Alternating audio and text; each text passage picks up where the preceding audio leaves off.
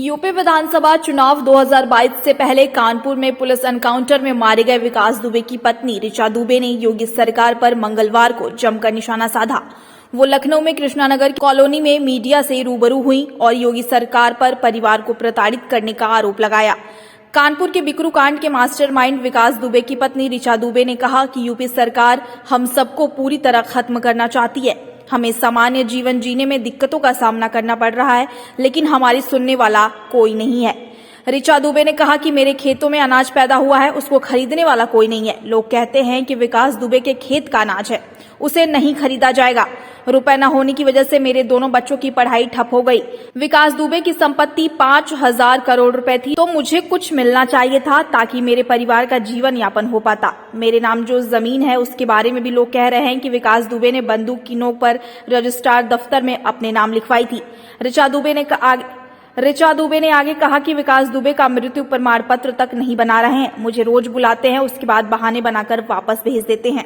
उत्तर प्रदेश की सरकार बुरी तरीके से प्रताड़ित कर रही है। हम लोगों को, हमको, हमारे परिवार को हर तरीके से तोड़ा जा रहा है।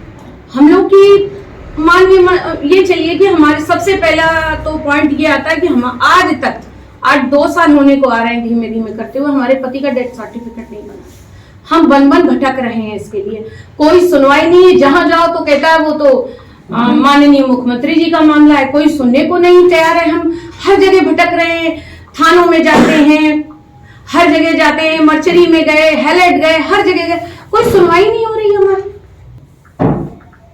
चाहती हूँ कि मुझे इंसाफ मिले। मेरे साथ और मेरे परिवार के साथ गलत हो रहा है। हमारा पूरा परिवार, हमारे बूढ़े सास ससुर बन भटक रहे हैं। हमारे देवर के बच्चे पढ़ाई नहीं कर पा रहे हैं। हम लोग को कमाने खाने का भी नहीं कुछ छोड़ा जा रहा है।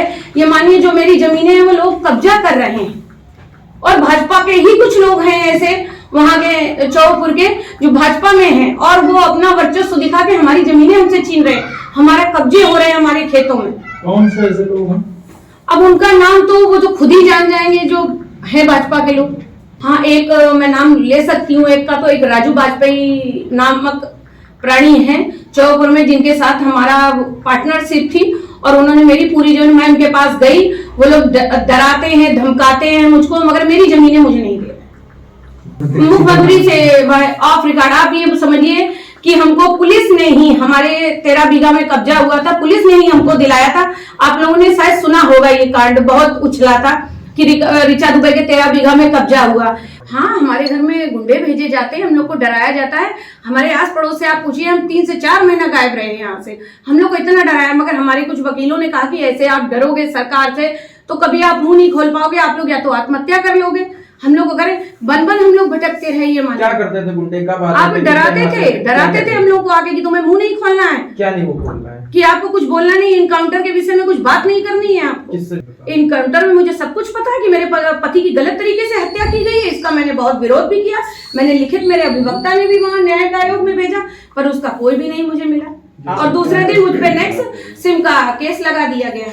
और पहले बताइए, 99% जनता, कम से कम 90% या 80% आप बोलिए, मैं ज्यादा कह दिया, दूसरे के सिम से बात करती है, तो क्या मैंने अपराध कर दिया? क्या चीज? सरकार प्रशासन में कहीं भी सुनवाई आती है? कोई शासन, कोई प्रशासन मेरी कुछ नहीं सुन रहा है। हम लोग भटक रहे हैं बन अपनी जीविकोपार्जन के लिए इतना परेशान है। ये मान के चलिए कि हमारे खेतों में अनाज हो रहे हैं, पर वो बिक नहीं रहे हैं, क्योंकि वो विकास दुबे के घर में अनाज है।